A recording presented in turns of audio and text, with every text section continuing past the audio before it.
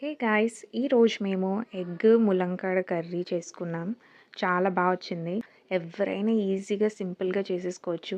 బ్యాచిలర్స్‌కి ఇది ఇంకా ఈజీ. ఎక్కువ ఇంగ్రీడియెంట్స్ కూడా అవసరం లేదు.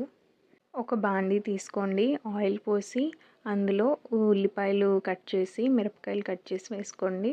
వేసుకొని కొంచెం ఫ్రై అవ్వనివ్వండి. ఉప్పు, కారం వేసి అంతా కలుపుకోండి. బాగా ఫ్రై అవ్వనివ్వండి. ఫ్రై అయిన తర్వాత టమాటోస్ వేసుకోండి. టమాటోస్ కలిపేసి కొంచెం ఫ్రై అయ్యనివ్వండి. అంటే దాని పచ్చివాసన పోయే వరకు అది ఫ్రై అవ్వాలి.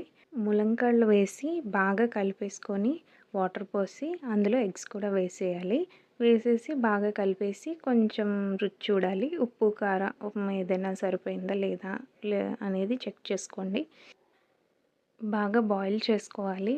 మూత పెట్టేసి బాయిల్ చేసుకోండి. బాయిల్ చేసుకున్న తర్వాత కొంతసేపటికి మూత తీసి చూస్తే మొత్తం కుక్ అయిపోతుంది. ఆయిల్ సెపరేట్ అవుతుంది.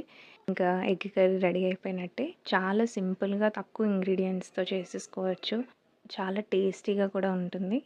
మీకు కనుక ఈ వీడియో నచ్చితే నా ఛానల్‌కి సబ్స్క్రైబ్ చేసుకొని ఈ వీడియోకి లైక్ చేయండి.